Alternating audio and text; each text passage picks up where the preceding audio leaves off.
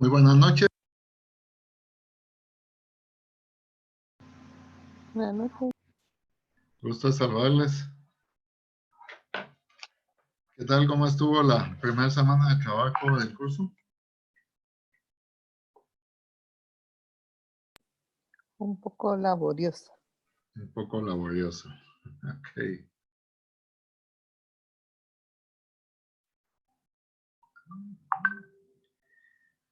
Muy bien. Esta semana estamos trabajando lo que es el plan del proyecto en la segunda parte, en donde prácticamente estamos viendo 6 áreas adicionales de la gestión del proyecto. La semana pasada vimos las primeras 3 áreas de las nuevas que teníamos que trabajar y ahora vamos a trabajar las otras 6. Pregunto, ¿ya vieron los materiales de esta semana?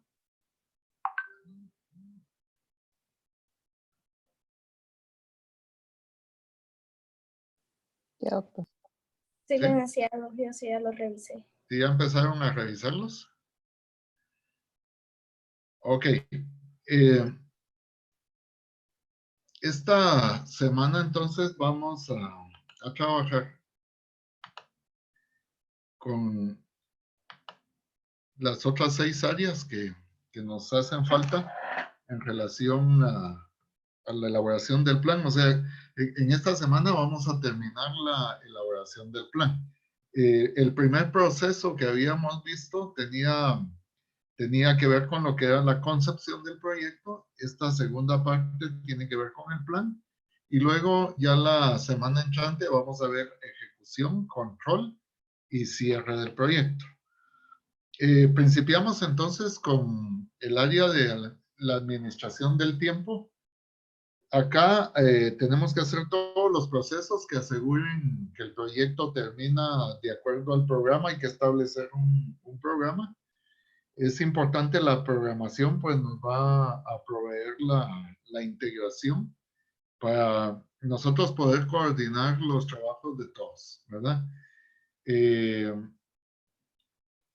una de las primeras partes que tenemos que trabajar acá es el diagrama de Gantt. Con la herramienta de Project, que es muy fácil realizar un diagrama de Gantt.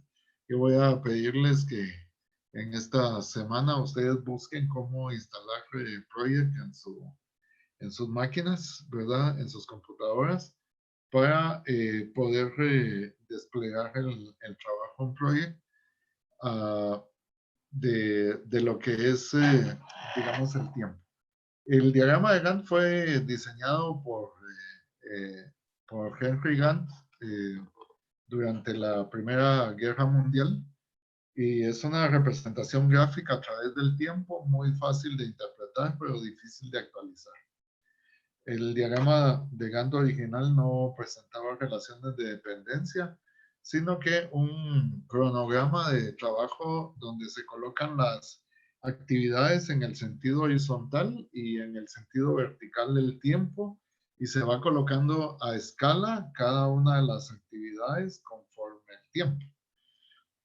Luego se desarrolló lo que es la ruta crítica, CPM. Esta fue desarrollada en la Segunda Guerra Mundial por la compañía DuPont y los consultores Remington Rand. Y acá ya hay interrelaciones entre actividades y programación de costos. Y vamos a denominar ruta crítica a la serie de actividades que prácticamente marcan la ruta más larga para terminar el proyecto. Si alguna actividad de la ruta crítica se atrasa, se va a atrasar todo el proyecto, ¿verdad? A las actividades que componen la ruta crítica se le llama las actividades críticas. Luego tenemos la que CPM. Es muy parecido a la que vamos a ver a continuación, que es PERT. Lo único que cambia es el cálculo de los tiempos.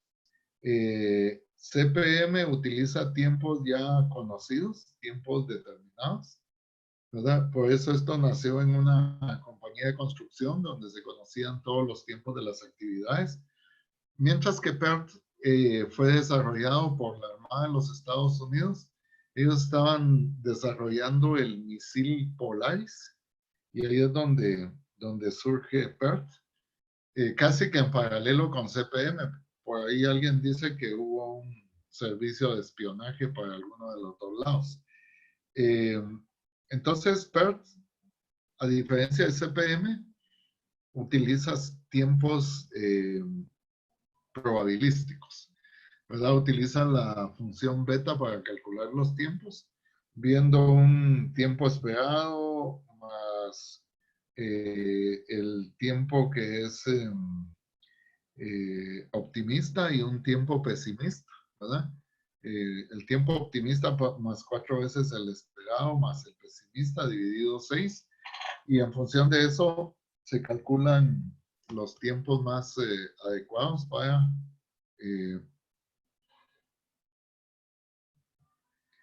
el desarrollo de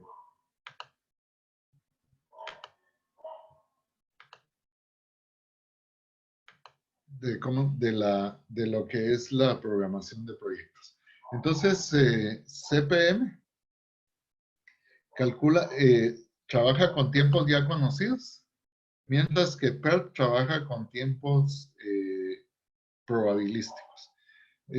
Por ahí se habla que PERT se usa más que todo para proyectos nuevos donde uno no conoce a cabalidad los tiempos. Algunos conceptos importantes de recordar aquí para trabajar CPM y PERT y el diagrama de Gantt es, en primer lugar, el concepto de actividad, que Project le llama tarea.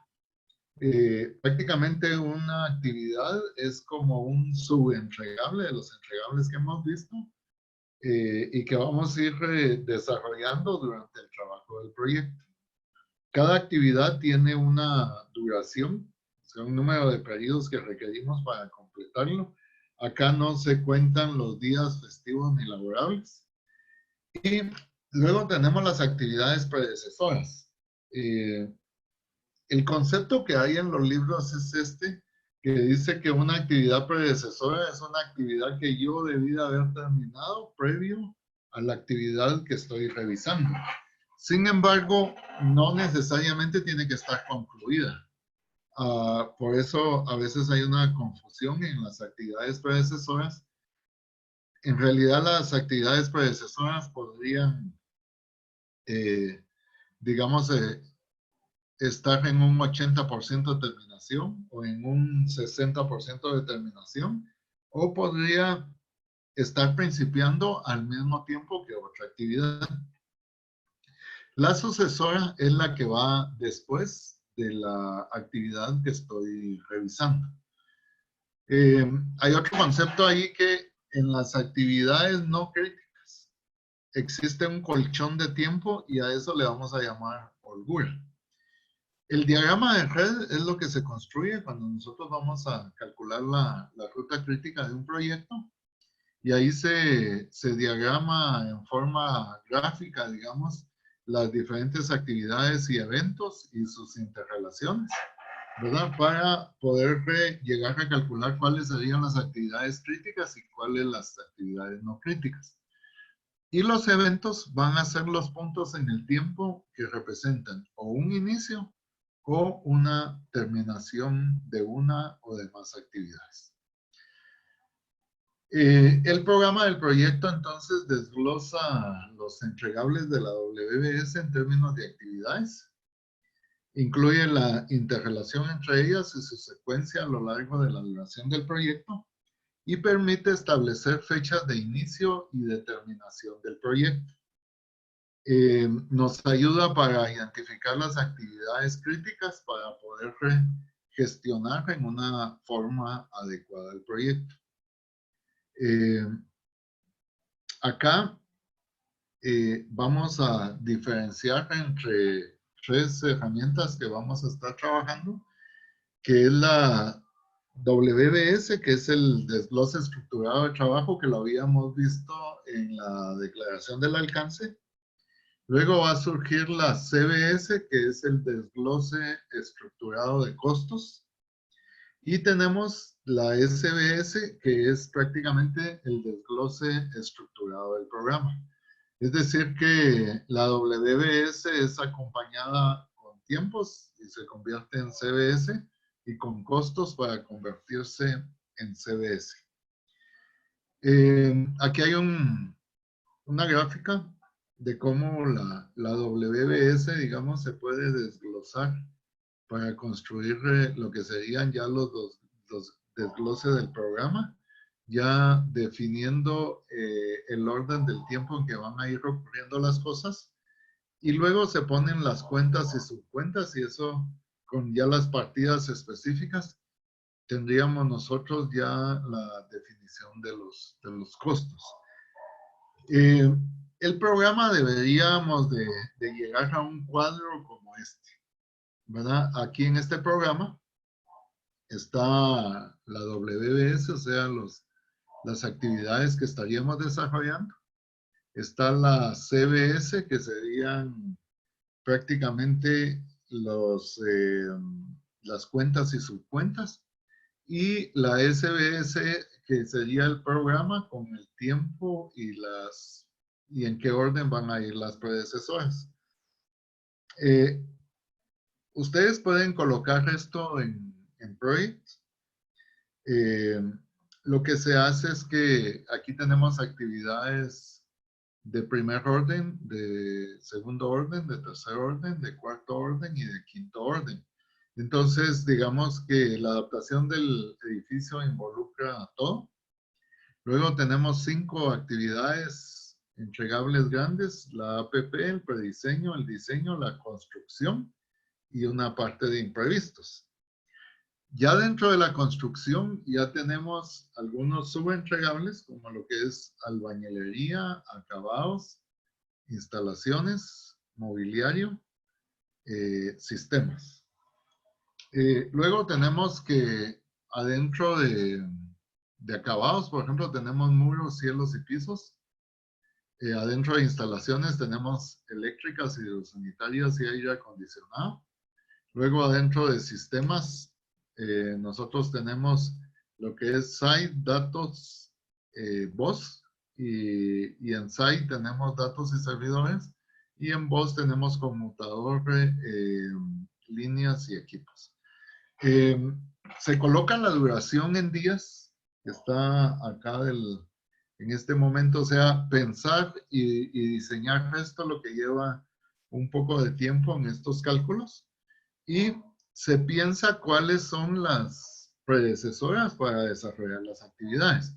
Vean, por ejemplo, aquí dice que prediseño es una actividad 2CC. Cuando se habla de 2CC es comienzo. Quiere decir que prediseño arranca junto con la APP. O sea, las dos están comenzando al mismo tiempo. Luego, cuando no tiene la significación de comienzo, quiere decir que es una actividad que tiene una relación de comienzo-fin.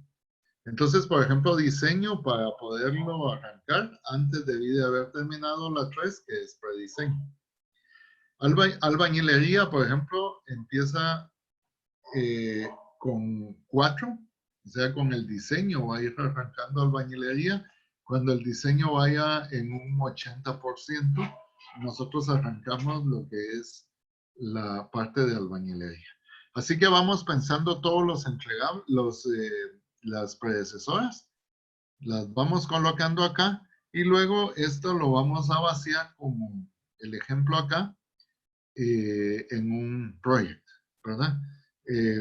Voy a indicarles que en el caso, digamos, para colocarlo en project, lo que hacemos es que vamos colocando las actividades, sus tiempos y las predecesoras en el formato de diagrama de Gantt del proyecto.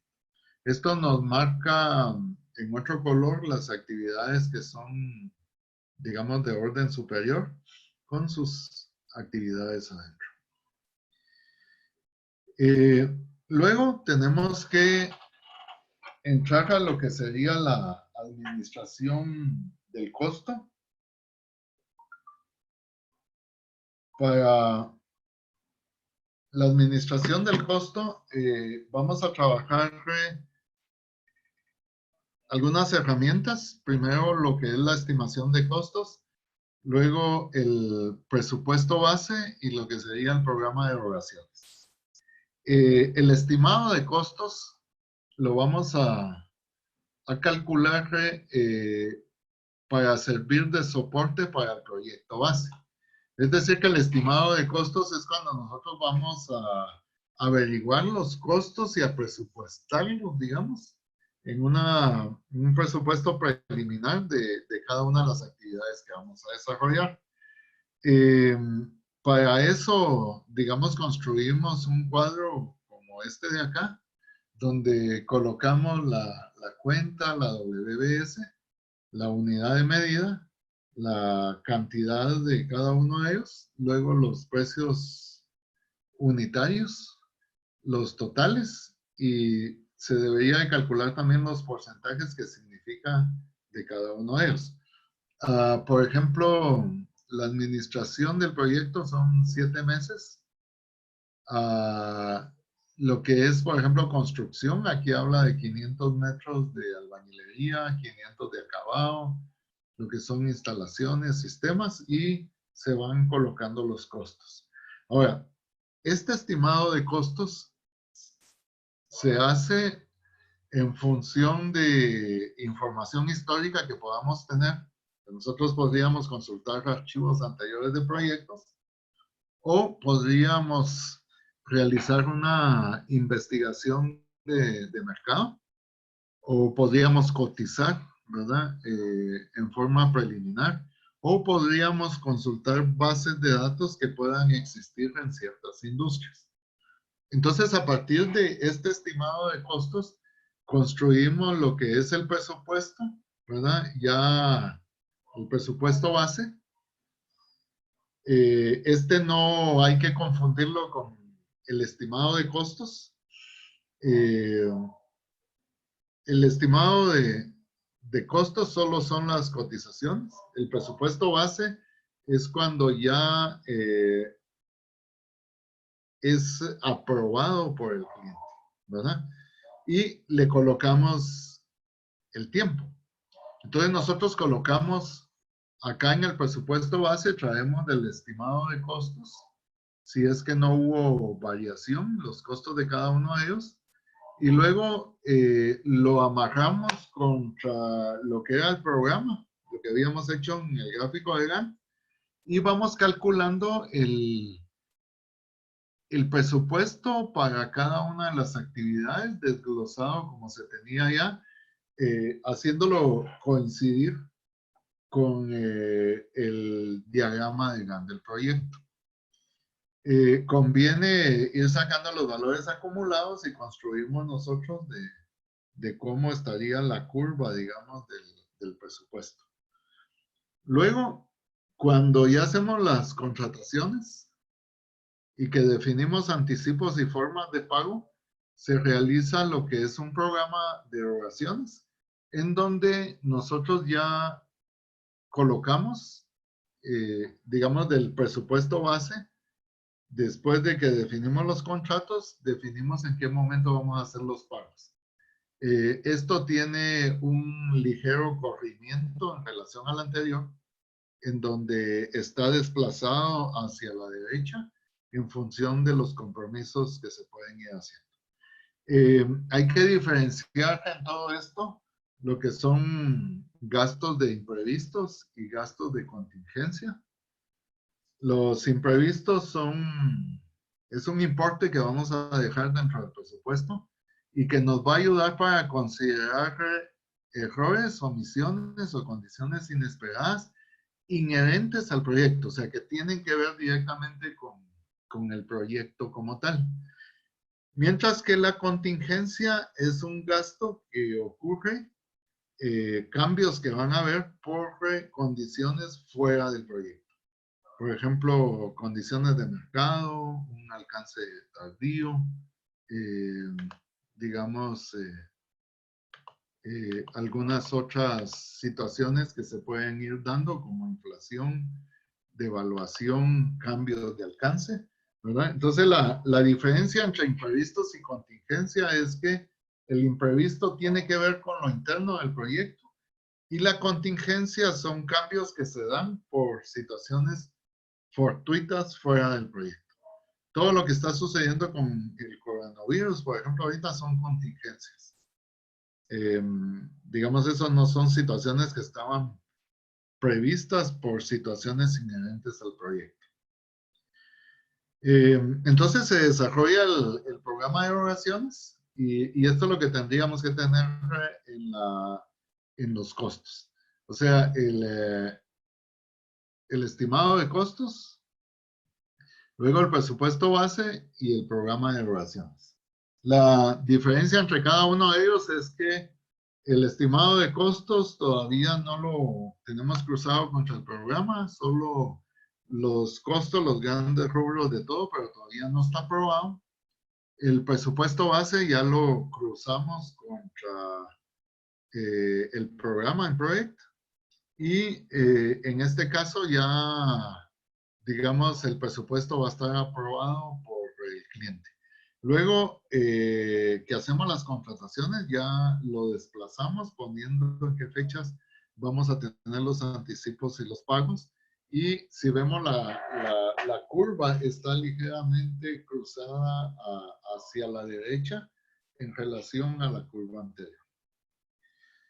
El siguiente aspecto que tenemos que desarrollar sería la administración de la calidad. La administración de la calidad, acá lo que tenemos que hacer es identificar adecuadamente los estándares de calidad y tenemos que determinar cómo podemos satisfacer estos estándares. Para eso hay que construir lo que es un diagrama de causa-efecto, pero para poder definir lo que sería la calidad, tenemos que diferenciar lo que sería el grado de calidad y la calidad como tal. Por ejemplo, si yo voy a poner la calidad de una puerta, yo puedo tener una puerta sólida y puedo tener una puerta de tambor o una puerta hueca, ¿verdad? El grado de calidad es diferente, pero adentro de ellos existe calidad. O sea, yo no puedo decir que digamos, en una puerta de tambor es de menos calidad que una sólida. Lo que tienen son diferentes grados de calidad, pero al interno de ellos manejan su propia calidad. O sea, si yo determiné poner un grado de calidad de una puerta de tambor, ¿verdad? Ahí voy a encontrar diferentes calidades. Entonces, el cliente y el patrocinador tienen que definir qué grado de calidad le van a ir dando a cada uno de los productos que se van a colocar. Entonces, hay que construir el diagrama de causa-efecto. Esto se conoce también como el programa de Ishikawa. Y lo que busca es identificar las causas raíz de los problemas de calidad, ver correcciones, acciones correctivas y oportunidades que podrían haber de mejoras. Y entonces, a partir de acá, se construyen lo que es ya la lista de verificación para poder definir adecuadamente la calidad. Tenemos nosotros acá un ejemplo de cómo se maneja un Ishikawa. Hay que poner las causales principales para definir un efecto y las causales secundarias que hay adentro de las principales. Este es un ejemplo de, digamos, de la calidad de un diagrama de causa-efecto en cuanto a la selección de mobiliario, diseño, la entrega y la instalación. Todo esto tiene que ver con mobiliario. Lo que traíamos de diseño, las causas que podían provocar una buena calidad en el mobiliario ¿verdad? Aquí tenemos causas para el diseño, causas para la selección del mobiliario en la entrega y en la instalación. Por ejemplo, aquí se habla de apego al programa de necesidades, a los criterios de aceptación y el paquete completo de información por parte del arquitecto para evaluar opciones. Esto me puede ayudar a controlar la calidad. Luego en la selección tenemos proveedores acreditados, adaptabilidad al proyecto, sistemas de calidad del proveedor, y luego tenemos órdenes de completas y a tiempo, anticipos y contratos a tiempo, verificación del avance en el taller, que es lo que tiene que ver para llegar a la entrega. Y luego en la instalación serían materiales y equipos, coordinación con otros trabajos e instaladores calificados con herramienta y equipos adecuados. A partir de acá, se realiza lo que es el listado de verificación. Prácticamente todos estos causales se colocan en una lista, en un cuadro para poder revisar en el futuro, donde se pone la fecha programada de revisión, el estatus en que se encuentra, las fechas reales de revisión y la firma de quien revisó. Entonces la calidad se va controlando en esta forma. Es importante realizar buenos diagramas de causa-efecto y a partir de aquí se desarrollan las listas de verificación y esto es lo que me va a servir a mí para gestionar la parte de lo que es la calidad. Muy bien. Luego, en la siguiente área, o sea, vimos ya prácticamente 3 áreas, ¿verdad? Lo que era el tiempo, el costo y la calidad. Luego hay otra área que sería el riesgo. Tenemos que reducir hasta donde podamos los riesgos en nuestro proyecto. Para eso podemos identificar también áreas de oportunidad y hay que llegar a establecer un plan de manejo de los riesgos principales. Aquí hay que anticiparse a los problemas que pueden ocurrir. Y algo bien importante es que tenemos que definir quién es el que se va a hacer cargo si es que aparece alguno de los riesgos. Entonces, para eso se construye un mapa de riesgos como este. Este es un mapa de riesgos donde identificamos los riesgos principales que podrían ocurrir a lo largo de la adaptación del edificio. Aquí se habla de la fase de prediseño, diseño y construcción y los riesgos que pueden aparecer en cada uno de ellos. Tendríamos, por ejemplo, en el prediseño, que hubiera retraso en los permisos. Normalmente se califica colocando un número que va a ir de 1 a 5. En primer lugar, aquí la probabilidad de ocurrencia. O sea, 1 es poco probable y 5 es muy probable. Y luego el segundo número tiene que ver con el impacto que esto causaría en el proyecto como tal. La multiplicación de los dos me va a dar un número que es el que me va a servir para definir si el riesgo es alto o no. El máximo, si aquí tuviéramos 5 por 5, va a ser 25. Entonces vamos a considerar que debemos de hacerle un plan a los riesgos que superen 20. O sea, a los riesgos con mayor potencialidad. Así que este no lo tomaríamos en cuenta, solo lo identificamos. Luego en la parte de diseño tendríamos edificios sin capacidad suficiente de servicios, interferencia en los servicios, solución de diseño fuera de presupuestos e información tardía del diseño. Veamos que solución de diseño tiene una probabilidad de 4 y un impacto de 5. Al multiplicar 4 por 5 nos da 20 y este sí sería un riesgo al que le tenemos que hacer un plan especial. Luego tenemos en la fase de construcción, entrega de mobiliario tardío, solución de diseño sin planos, entrega de equipo tardío, no capitalizar descuentos en la compra del equipo y atraso en construcción. Hay 2 acá la entrega de equipo tardío y no capitalizar el descuento que tenemos que ponerle atención.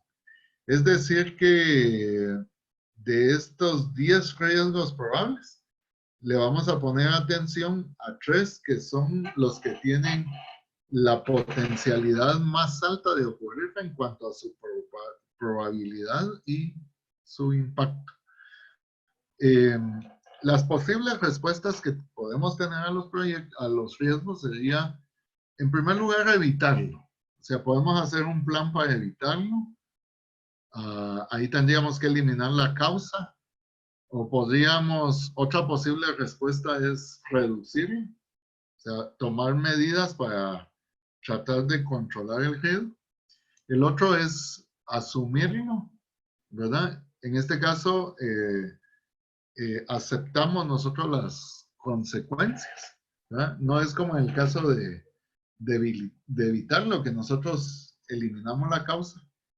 Otra posible respuesta es transferirlo. O sea, nosotros, si aparece un riesgo, se lo transferimos a los proveedores. Esto se logra a través de un buen contrato, a través de fianzas, a través de seguros. Y luego, lo otro es que una respuesta también es obtener información, o sea, desarrollar pruebas y simulacros para poder predecir resultados. A partir de la identificación de los riesgos en este mapa de riesgos, nosotros tenemos que construir una matriz de administración de riesgos como esta. ¿Se recuerdan que habían 3 riesgos a los que les íbamos a poner atención? Entonces se hace una matriz donde se coloca el riesgo, las posibles respuestas que le vamos a dar a ese riesgo. Recuérdense que son 5 posibles respuestas. El plan de acción que vamos a definir y el responsable, ¿verdad? De quién va a ser el encargado de que a la hora que se presente el problema, sea el que dirija cómo resolverlo. Aquí, por ejemplo, si nosotros tenemos una solución de diseño fuera de presupuesto, un plan A sería evitarlo y reducirlo. Entonces tendríamos que informar al diseñador desde el comienzo las restricciones del presupuesto y hay que comprometerlo a aceptar los costos adicionales al rediseñar para cumplir con las limitantes del presupuesto. Hay un plan B, hay un plan C. Luego, ¿en qué consiste el plan como tal? Hay que incluir una partida de imprevistos, monitorear el balance de alcance, dinero y tiempo, buscar alternativas de solución económicas y el encargado a la hora que se presente el riesgo sería el gerente del proyecto. Entonces esta sería una matriz de administración del riesgo. Como les decía, del mapa de riesgo nosotros tomamos los riesgos principales y estos riesgos son los que vamos a considerar acá. La octava área de trabajo que tenemos que considerar en el plan es el abastecimiento. Acá nosotros tenemos que hacer una buena gestión para optimizar la adquisición de bienes y servicios externos. Tenemos que definir cómo es que vamos a contratar los trabajos para asegurar que la WS esté cubierta. Cuando vamos a hacer el abastecimiento, tenemos que pensar si el proyecto lo vamos a trabajar con llave en mano o si vamos a trabajarlo por administración con contratos por separado. Llave en mano quiere decir que alguien me gestiona el proyecto, le doy los costos y él me va a entregar al final el proyecto listo para que yo lo pueda operar.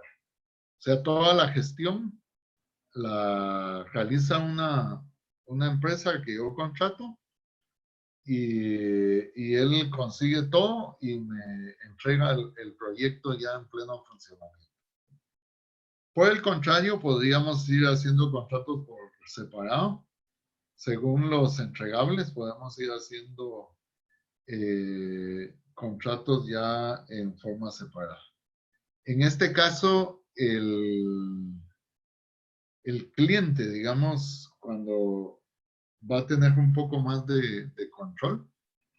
De hecho, pueden haber ahorros. Un llave en mano tiene un mayor costo, ¿verdad? Pero hay empresas que ya se están especializando para trabajar proyectos llave en mano. Bueno, luego que defino si es un contrato o son varios, tengo que definir cuál es el tipo de contrato. El contrato puede ser un precio fijo o puede ser precio variable.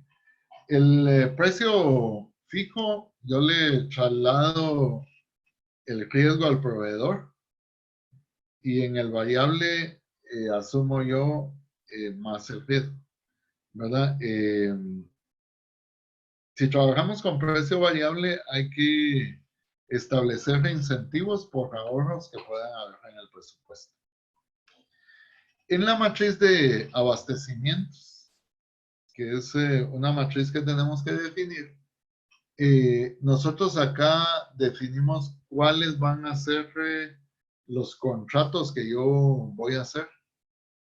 Establezco las formas de pago y tengo que definir el número de contratos que voy a trabajar. Esta, miren, es una matriz de abastecimientos. Entonces tengo diferentes paquetes. Uno de gerencia de proyectos, los paquetes de arquitectura, los de obra civil, los acabados, los electromecánicos, los mobiliarios y los de sistemas. Aquí lo amarro contra la WBS y defino cuántos contratos yo voy a hacer. En este caso estamos trabajando varios contratos, no es llave en mano, y entonces yo tengo que definir los paquetes de trabajo en función de los entregables que quiero. Y en la parte de abajo yo establezco el tipo de contrato, la forma de pago, el importe total, la fecha en que voy a concursar y la fecha de contratación. Luego defino una matriz de roles y funciones. A diferencia de la que tenemos en recursos humanos, esta matriz de roles y funciones tiene que ver contra los proveedores, agarrando cada uno de los paquetes de la gerencia, arquitectura, obra civil, acabados, electromecánicos, mobiliario y sistemas. Y entonces yo defino cuál va a ser el rol de participación de cada uno de los proveedores dentro de esto. En los recursos humanos era hacia lo interno del proyecto. Esta matriz de roles y funciones tiene que ver con los proveedores. Aquí continúa la matriz de roles y funciones. Bueno, por último, tenemos que hacer la administración de la integración. Aquí hay que asegurar que todos los elementos, las 8 áreas anteriores, estén bien coordinadas. Y la integración prácticamente va a tener el amarre de todo el plan del proyecto, todas las 9 áreas. Y aparte de esto, tenemos que llevar lo que es el sistema de control de cambios y las lecciones aprendidas. En todo proyecto siempre van a haber cambios.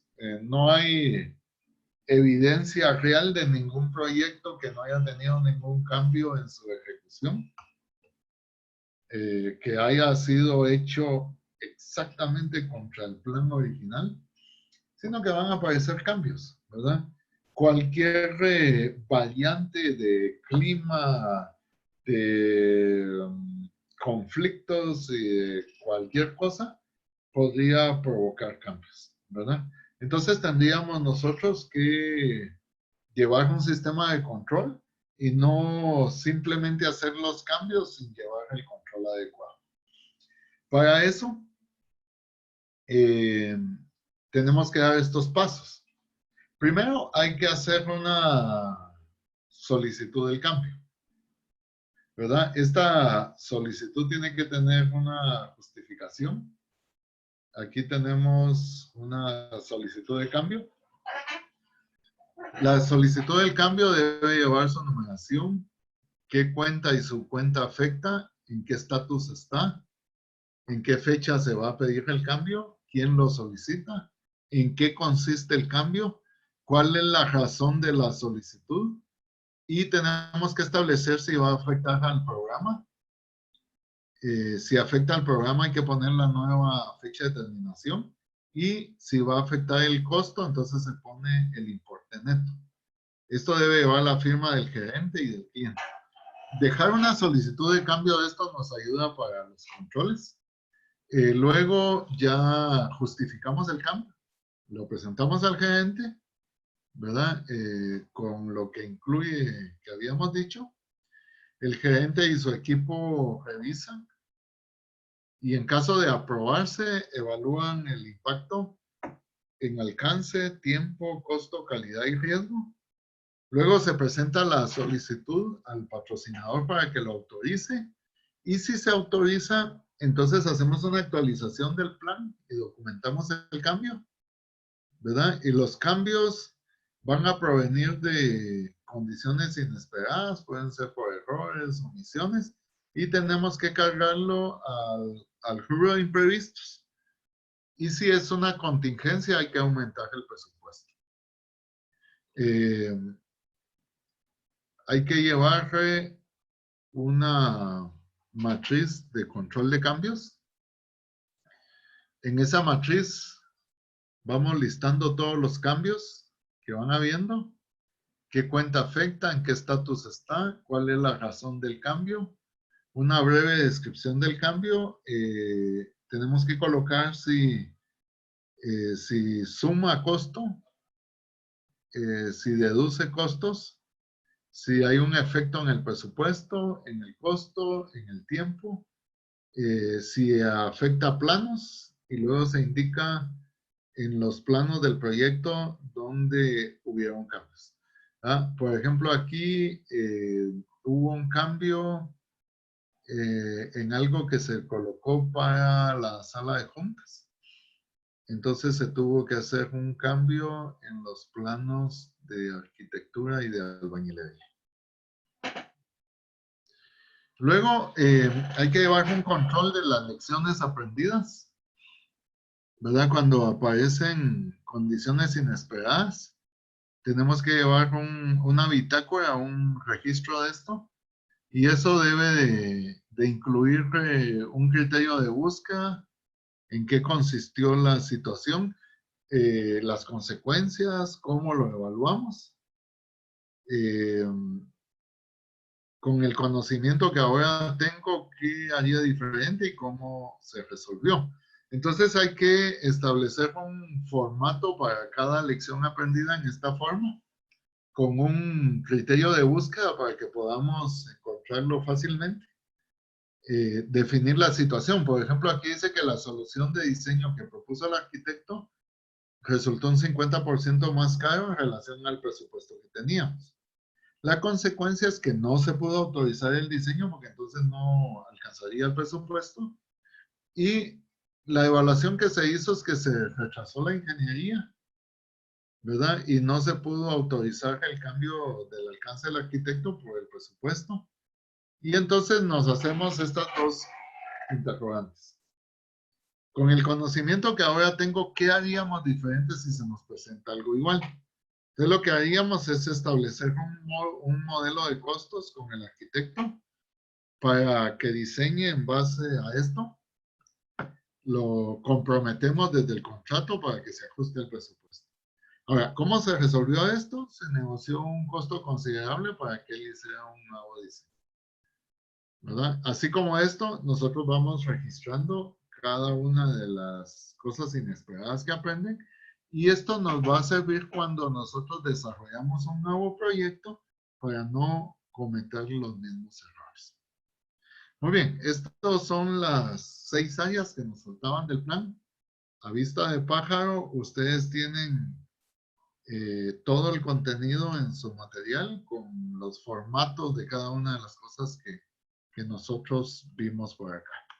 Muy bien, entonces quisiera que me comenten si tienen alguna observación. Me gustaría que enciendan sus videos los que puedan para poder conversar un rato en estos minutos que nos quedan todavía de la videoconferencia. Por favor, los que puedan ir encendiendo sus videos. Gracias, Melvin. ¿Cómo va la actividad, Melvin? ¿Cómo ha ido desarrollando? Pues todo bien, solo Ok. que necesitamos tal vez un poquito de tiempo porque sí estamos corriendo mucho por lo laboral y los quehaceres de Sí, la casa, ¿va? sí, está complejo. Ajá. Sí, hay que empezar a leer desde el día lunes para poder trabajar. Se están apoyando con los compañeros, ¿verdad? En los grupos.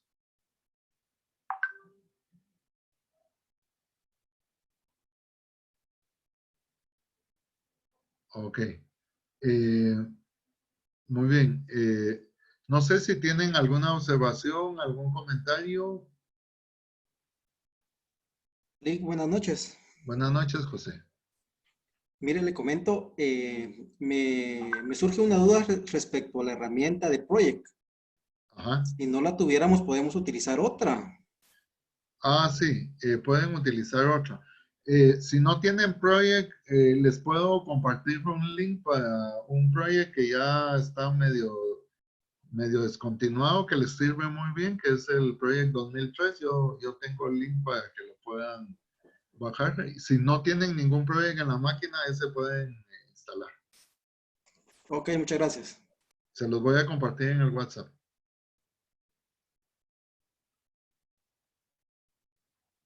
¿Alguien más tiene algún comentario?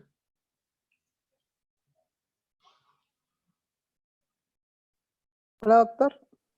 Buenas noches, Yo sí. tengo, bueno, yo tengo una duda con respecto al proyecto en el ejemplo, como este lo viene jalando del ejemplo original. Sí, es el ejemplo En, original. en el ejemplo original estaba incluida la inauguración del local.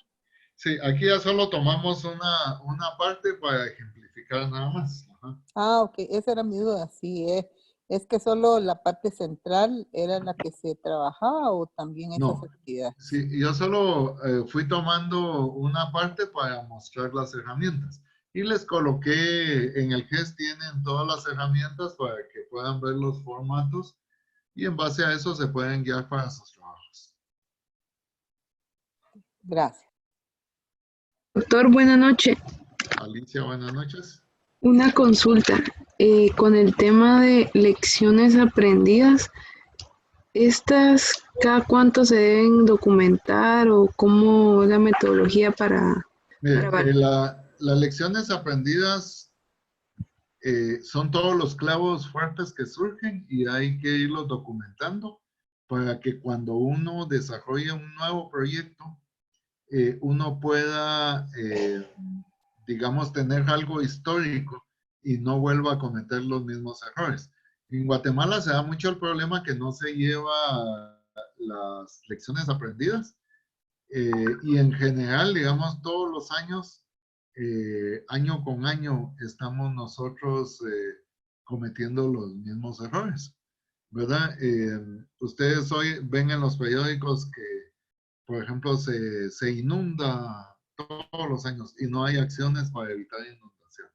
De ahí que hay mucha sequía y tampoco hay acciones. Entonces, las lecciones aprendidas ayudan para que cuando yo haga un nuevo proyecto, yo verifique ahí y tome todas las previsiones para no cometer los mismos errores. Es una herramienta que se va a quedar ahí lista para cuando yo gestione nuevos proyectos.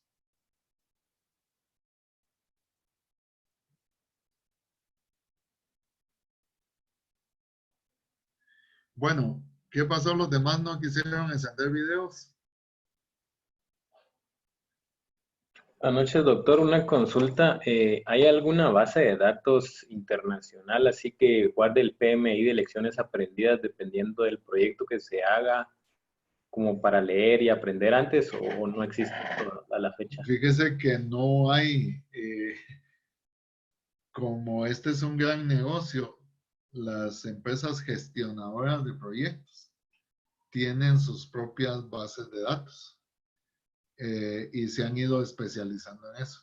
Lo que ha habido es un robo de bases y algunos trabajadores de repente se llevan a otro lugar, pero como esta es una mina, ¿no? Entonces las desarrolladoras de software van ganando mercado precisamente por tener un buen banco de elecciones y van ganando fama y eso les da preferencia a la hora de una contratación, la experiencia que puedan tener.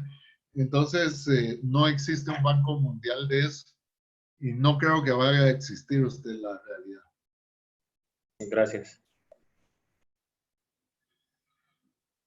Muy bien, gracias a los que encendieron su video el día de hoy.